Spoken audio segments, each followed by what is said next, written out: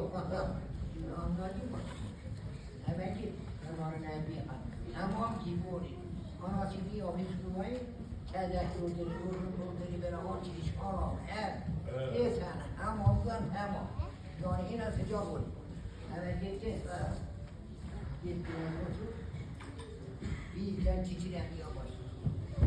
Titire. Hiç ana. Ölüyor bana, donuyor bana. Ana geçti baton ölüyor değil. Titire. Anam senin üstün başan böyle bir şeyler gördükten sen iyice titreceksin.